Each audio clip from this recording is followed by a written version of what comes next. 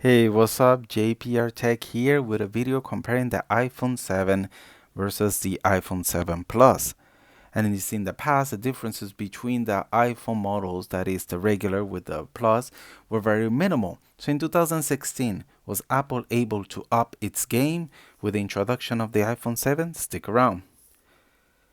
The iPhone 7 is measuring at about 138 millimeters tall and 67 millimeters wide, and it has 7 millimeters of fat, whereas the iPhone 7 Plus is a little over in all dimensions, such as 158, 77, and still keeping the same amount of fat at 7.3 millimeters. And the weight, it hits the scale of 138 grams and 188 grams respectively. So yes, they're both very small, light. And both models feature the aluminum body that are available in jet black, regular black or like a matte black, rose gold, gold and silver. And as you can see, I'm here have the matte black and the silver options, which I prefer the matted kind of texture because it doesn't leave us fingerprints as the jet black, or as I like to call it, the piano black. The design is still the same with the exception of the antenna bands that are up towards the top and the bottom to make the back even more clean looking as its predecessors. But there is still the controversial move that Apple did of removing the headphone jack. Whether that's a good thing, it remains to be seen, especially once manufacturers start making more Lightning port headphones. We'll yet to see how much benefit we get from it. But on a positive note, the iPhone 7 and 7 Plus do have stereo speakers. Here's the sound.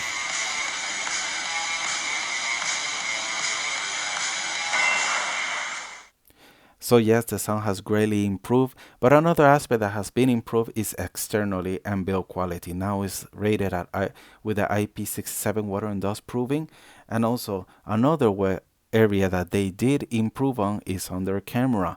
The iPhone 7 has a 12 megapixel lens, whereas the 7 Plus has a dual camera setup, and more on that in a minute. Another thing that has changed in their design is the removal of the physical home button. Yes, it was removed and replaced with a new Taptic engine. It's not even a real button, but it does give you a tactile feedback as you press the button.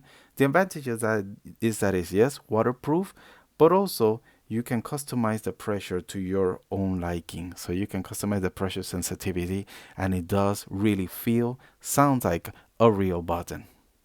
Well, moving on to the most important part of the phone is the display. This is where you see all your mails, your media, your contents. This is the most important part that we mainly look at.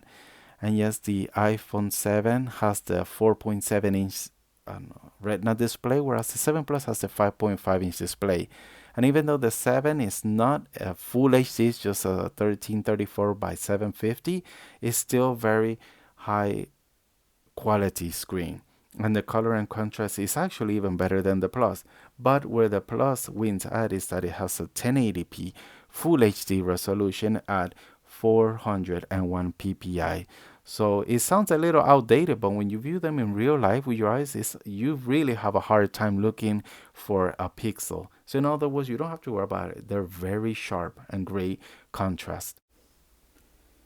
And another thing that keeps on improving with each update is the 3D touch, because you're able to use, based on the force of your touch, you can get pop-up windows or options in various apps or even in the home screen where you can get shortcuts to certain utilities. Now, the camera.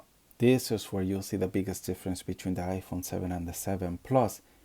You see, the iPhone 7 is actually rocking a single 12 megapixel sensor and with an aperture of 1.8, whereas the 7 Plus is actually rocking dual 12 megapixel cameras on the rear.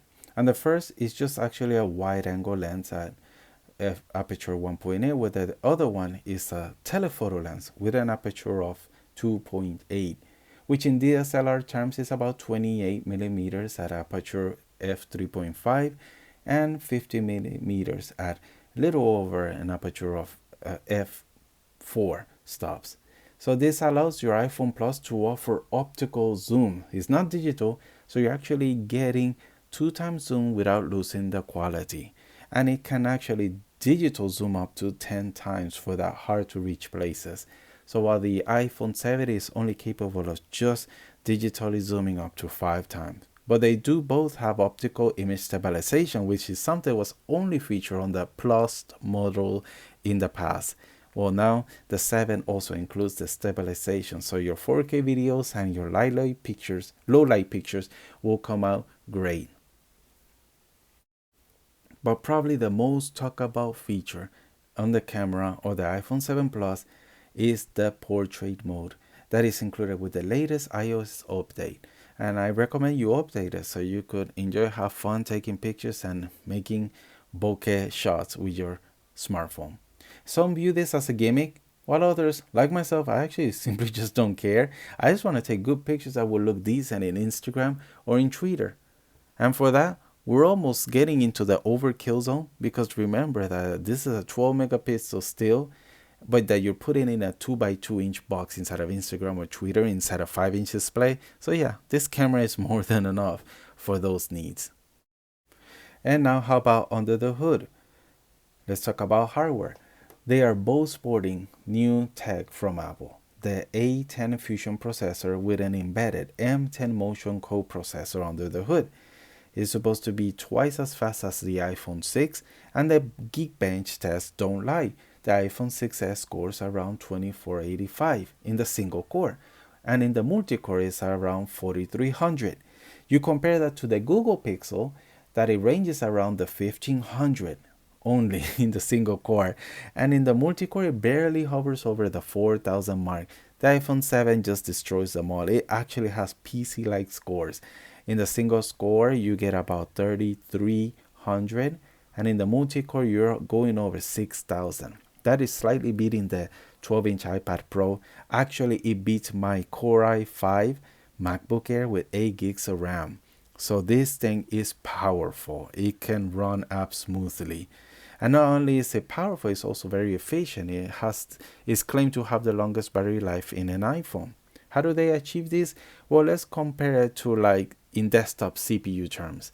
The new A10 chip is kind of like an Intel Core i3. It technically has two processing cores, but also has available two more cores or threads, we could say, for hyper-threading, meaning like when you're doing heavy, intense work, such as editing 4K videos or pictures or playing games, these two cores kick in and give you kind of like a quad-core processing speeds.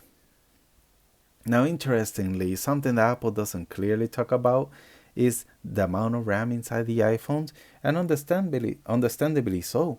Some people just get caught up with these spec wars and they lose focus on what's more important, and that is the hardware and software integration. And no one does it better than Apple. Their iOS and their iDevices, they really work great together and they are so smooth. So the iPhone 7 is actually just running 2 gigs of RAM, and the 7 Plus has 3 gigs of RAM respectively, but they just work so good. And actually, I understand why the 7 Plus has a little bit more RAM is because it really needs it with the dual cameras, with the higher pixel density and resolution. So it really could benefit from all the RAM that you can get your hands on. But the truth is, this thing is just fast. It's really smooth. I can't even count the time, or I can't even time how long it takes to unlock the phone because I don't have enough time to push the timer on and off. It just literally is instant on. And all the applications and notification centers, the keyboard that used to be actually sluggish on my iPhone 6 is now just instantly. Everything's just really snappy. And actually, the video you're watching right now was edited in iMovie in the iPhone 7 Plus. So these phones are very capable. The only thing that should affect whether you should get the 7 or 7 Plus is basically the physical size, the camera, display resolution, and battery capacities. Other than that, any iOS device you go for, you can't go wrong. So I hope you guys enjoy this comparison. And if you guys have any comments on which iOS device or whatever other smartphone you're using, or how you're benefiting from it. Leave it down in the comments. And don't forget to like, dislike, and subscribe. Thanks and have a good one. Peace.